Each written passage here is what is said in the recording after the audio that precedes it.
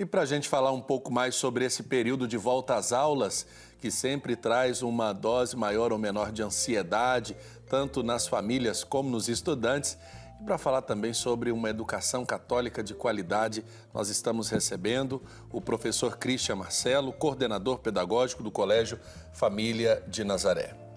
Professor, vamos começar sobre o papel da escola na vida da família. Qual é o papel? A gente sabe de uma forma por intuição, né? Nós seguimos o curso da vida, procuramos uma formação e é necessário que ela aconteça de modo formal nas nossas escolas para que a gente tenha acesso a uma universidade, etc. Mas de uma forma mais vivencial, né? Da experiência humana. Qual é o papel da escola na vida da família?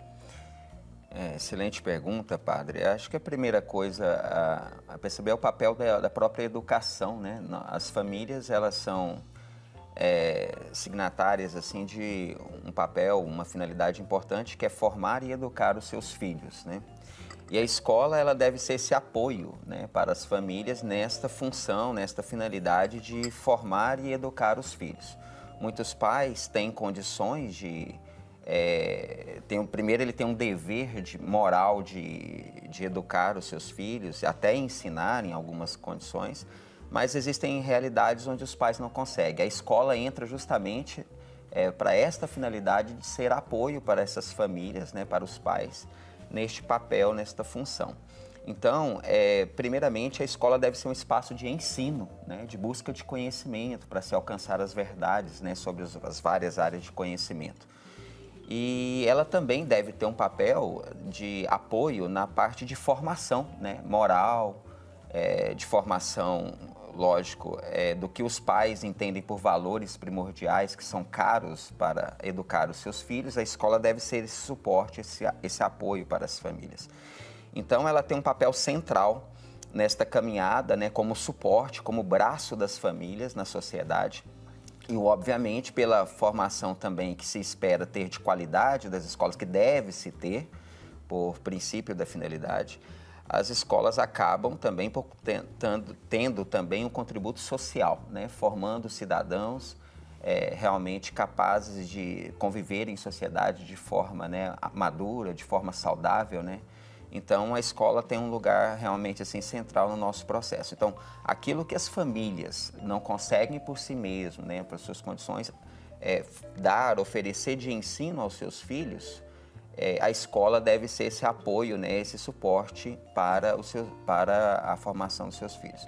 A escola pode ser, né, ofertada pelo ensino público ou privado também, né? A própria Igreja Católica, milenarmente, tem um papel fundamental, né, nesse processo. E muito preocupada com isso, também surgem as escolas confessionais, né? Então, os pais, por exemplo, as nossas famílias católicas de uma diocese, ela procura colégios, por exemplo, confessionais da sua fé, para poder ter aqueles valores, aqueles princípios sendo ofertados ali naquele espaço escolar. Na segunda pergunta, eu queria justamente que o senhor nos mostrasse a diferença entre uma educação não confessional e uma educação confessional, para quem está em casa entender melhor isso. Sim. A educação confessional é aquela educação onde se professa uma fé, uma identidade, né, religiosa, por exemplo. Eu coordeno, por exemplo, e trabalho, né, há muitos anos com a educação católica. Então, trabalho em instituições que professam a fé católica. Nessas instituições escolares, tem-se o objetivo de se aprofundar, de gerar conhecimento, de trabalhar valores, princípios da fé católica também no universo de ensino e também de formação dentro da identidade cristã católica. Certo. Agora nós estamos voltando de uma rotina que foram as férias, né? Período de férias, criança em casa ou fazendo viagens com a família. Como é que a família deve se adaptar à nova rotina de volta às aulas? Sim, então, primeiro que o dever nos chama, né? Agora é hora de colocar as pequenas atividades domiciliar, né, em plena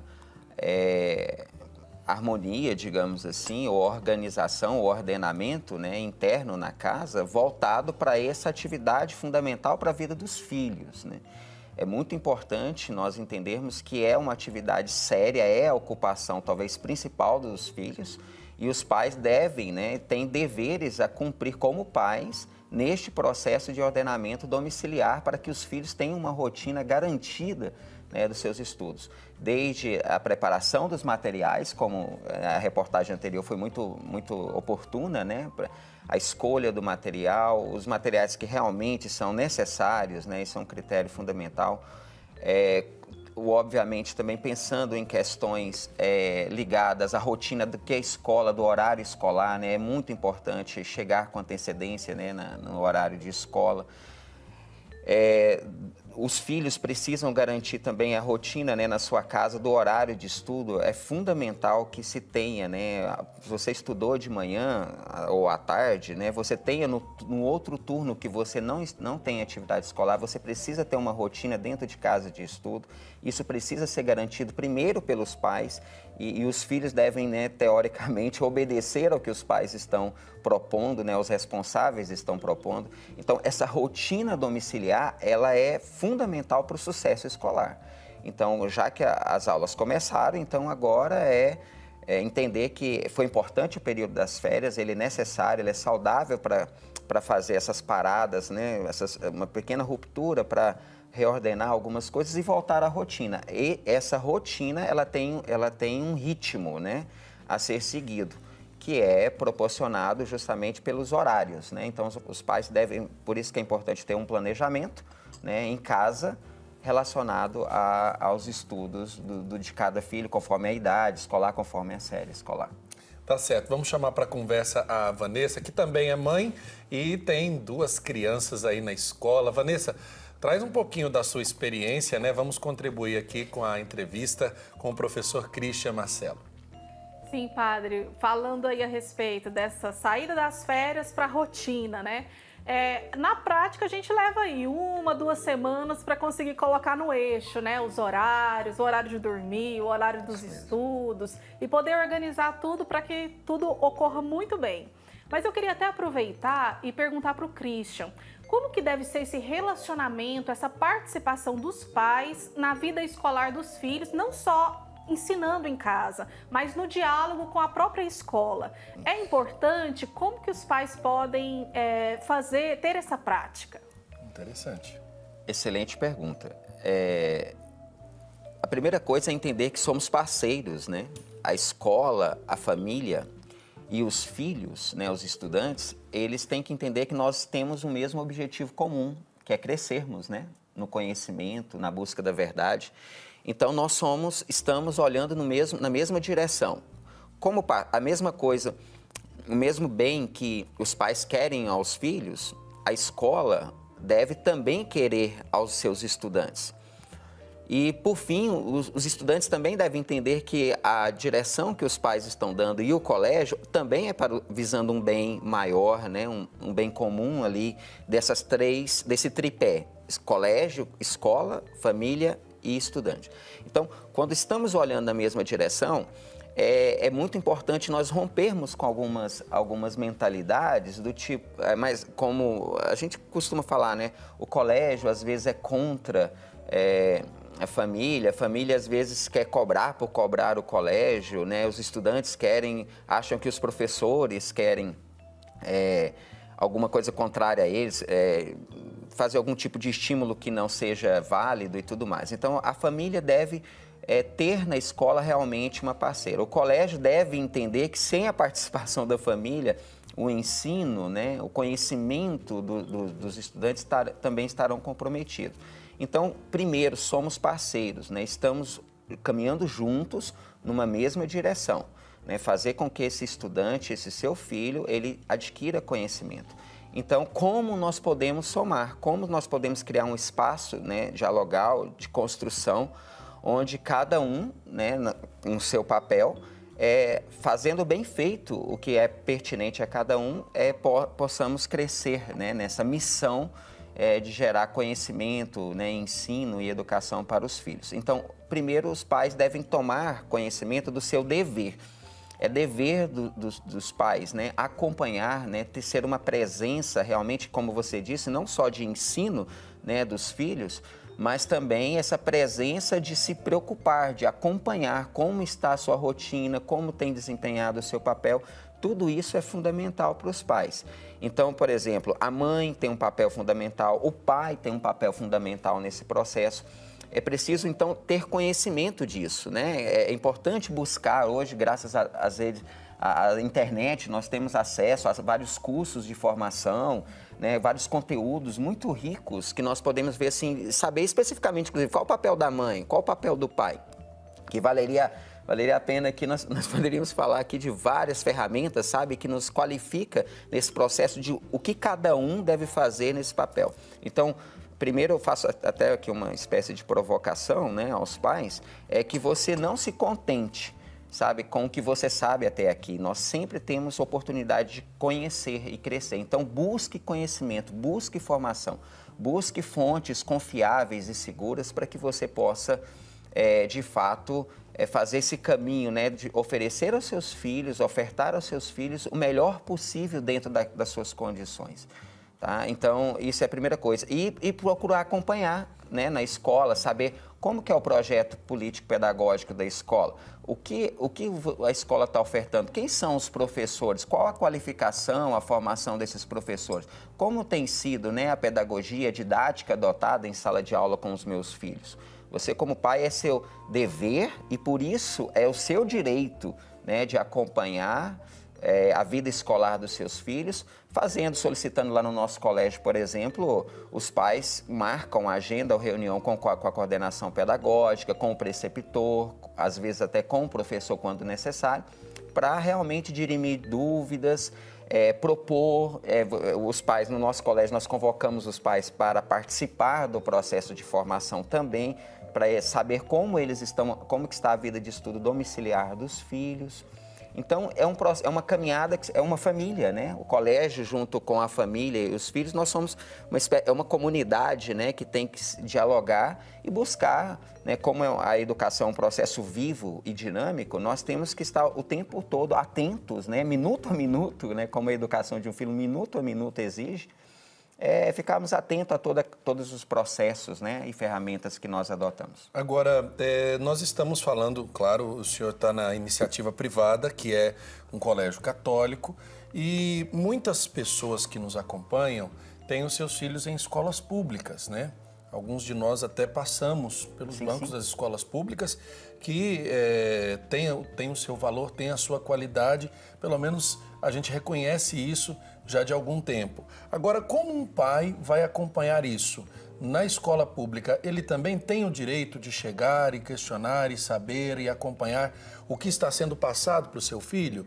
Eu pergunto isso porque está sempre em voga a qualidade da educação brasileira que é dada aos nossos filhos, né? Perfeito, padre. Excelente essa colocação. É muito oportuna mesmo.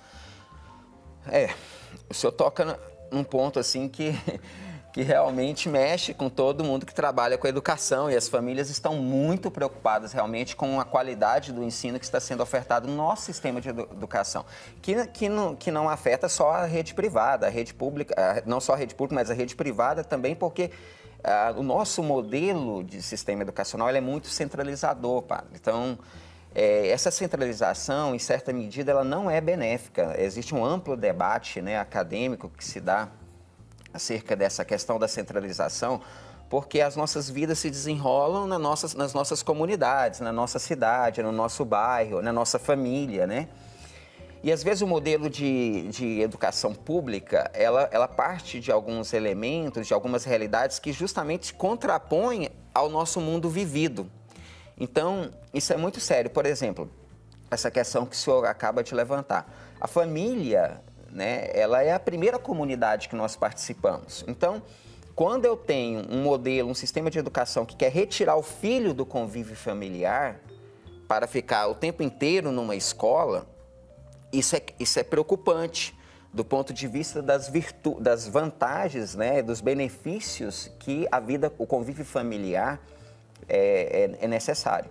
Então, lá na escola pública, os pais precisam, né, fazer assim, estar muito atentos se o que está sendo ofertado ali, né, pelos livros didáticos, na sala de aula, ele está também em consonância com aquilo que ele ensina e deseja para o seu filho. Então, ele precisa acompanhar realmente, fazer, assim, se fazer presente junto às reuniões, né, que as escolas, que cada colégio, né, ou os conselhos locais, né, municipais, às vezes de educação, permite, os pais precisam entender o que está sendo ofertado pelos seus filhos. Por exemplo, conteúdos de livro didático, né, de tempos em às vezes, de tempos em tempos, nós temos assim várias, hoje com a internet, os pais fotografam os capítulos de certos conteúdos, de certos livros, e isso se torna, né, de conhecimento público.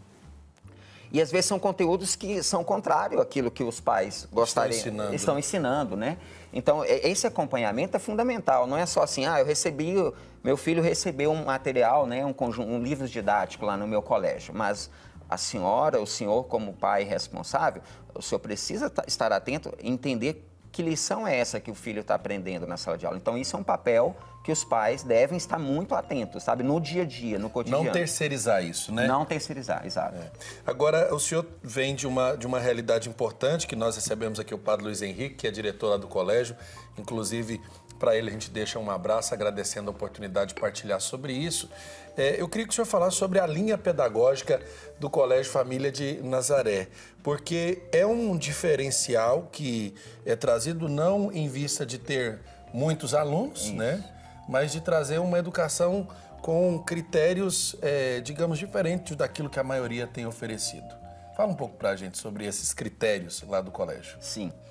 Então, padre, o Colégio Família de Nazaré, ele surge, assim, basicamente por duas demandas fundamentais que o nosso arcebispo, Dom Washington, foi muito sensível, né, a essas demandas. A primeira é a questão da formação do seminarista, né, do seminário menor, que tem essa necessidade, que estão cursando o ensino médio e precisam, né, de ter uma formação de qualidade. A segunda é essa preocupação que o senhor levantou anteriormente das famílias, né? As famílias estão muito preocupadas com o nível, a qualidade do ensino ofertado nas escolas de um modo geral. Então, as famílias católicas da nossa arquidiocese aqui em Goiânia, preocupadas, né, por essa qualidade, elas se mobilizam, né, tentam também procurar o nosso pastor, Dom Washington, né, e colocar isso para ele. Então, foi daí que em 2017 surgiu o colégio. E o Colégio Família de Nazaré surgiu, né, a partir convidando o padre Luiz Henrique para ser o diretor. Ele vai startar uma série de ações, criar uma equipe, né, pedagógica, da qual eu faço parte. Em 2018, nós fizemos todo um planejamento, a parte burocrática, e em 2019 foi o nosso primeiro ano, né? E nós, justamente por surgir já por essa demanda, nós já ficamos atentos a esses, digamos, problemas que ocorrem, né, a partir do que nós vivemos, e já tentamos aprontar ferramentas e soluções para esses problemas. Por exemplo, nós vimos que essa questão da massificação, né? Você ter salas de aula muito superlotadas, com 40, 50 alunos. Isso é muito complicado para um educador, por mais bem intencionado que seja, ele conseguir ensinar com qualidade para cada aluno. E cada aluno é uma vida, ele tem todo um universo de realidades específicas. Por isso, nós adotamos um dos nossos pilares, a educação personalizada. E aí, precisamos ter salas com, no máximo, assim, 20 alunos por sala. Tem que ser realmente quantitativamente menor para que o professor consiga entender as demandas, digamos assim, as fragilidades educacionais dos meninos, como também as potencialidades, que é algo que a gente precisa estar muito atento. Então, a educação personalizada, ela é uma das ferramentas que nós utilizamos. Dentro da educação personalizada, lá no colégio, nós temos a preceptoria, onde os alunos escolhem um professor, os meninos um professor, as meninas, né, uma professora, e esse professor vai acompanhar a vida intelectual desse aluno durante o ano letivo dele. Essa ferramenta, ela é muito eficaz, não tenho como negar. Para o senhor ter uma ideia, lá nós recebemos alunos assim, que vieram de colégios conceituados em Goiânia e alunos que vieram de escola pública, que achavam que nunca tinham estudado corretamente durante a vida.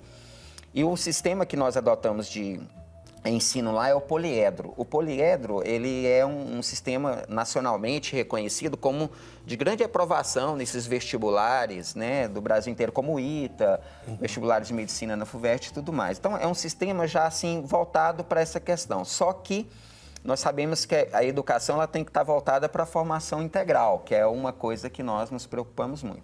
E aí, o preceptor, a preceptora, padre, ele simplesmente acompanha a vida dele para que ele não fique só voltado para vestibular, mas também se preocupe em formar, em crescer como homem, né? No nosso caso, como colégio católico, a estatura do nosso Senhor Jesus Cristo. Então, as virtudes são elementos fundamentais e principiantes para ele poder crescer também na vida intelectual e acadêmica. Então, essa ferramenta da preceptoria é uma coisa. A outra coisa que nós temos no colégio, por ser católico, é a direção espiritual, que o padre Rodrigo é o nosso capelão lá no colégio, e ele todas as sextas-feiras, né, nós temos celebração eucarística e após a celebração existe confissões e direção espiritual para os nossos alunos. Todos os alunos que fazem esse duplo movimento da fé, do crescimento na fé pela direção espiritual, confissão, os sacramentos, e também no intelecto, na razão, essas duas partes juntas fazem os meninos crescer. Eu trago um dado para mostrar assim, o resultado disso, porque os pais ficam muito preocupados, meu filho ser aprovado nos vestibulares e tudo mais. O segundo ano nosso, de 2019, no ensino médio, o Poliedro tem uma afiliação de mais de 180 escolas no país. Nós ficamos entre as 3 melhores escolas do Brasil no segundo ano de ensino médio e um dos nossos alunos estão entre os 10 melhores do Brasil dentro do sistema de ranqueamento do Poliedro. E esse menino fala para mim, olha, eu entrei no colégio sem saber estudar absolutamente nada. E no decorrer do ano, com as ferramentas que o colégio, que a pedagogia personalizada nos proporcionou, eu consegui crescer e aprender a estudar por mim mesmo, de forma autônoma. Esse foi, assim, e ele fala, eu vim de escola pública a vida inteira, né? Uma conquista, né? Sim. E a gente fica muito feliz de ver colégios que surgem, como Família de Nazaré, por uma iniciativa da igreja. Isso. E que mostram a que vieram, né, para poder trazer uma educação de qualidade, confessional, cristã. Parabéns ao padre, Luiz Henrique, ao padre Rodrigo, ao Dom Washington também. Sim. E ao senhor pela oportunidade de estar à frente desse trabalho. Muito obrigado, professor Cristian. Bênção. Deus abençoe e o guarde nesse projeto tão bonito da educação lá no Colégio Família de Nazaré. Obrigado, padre.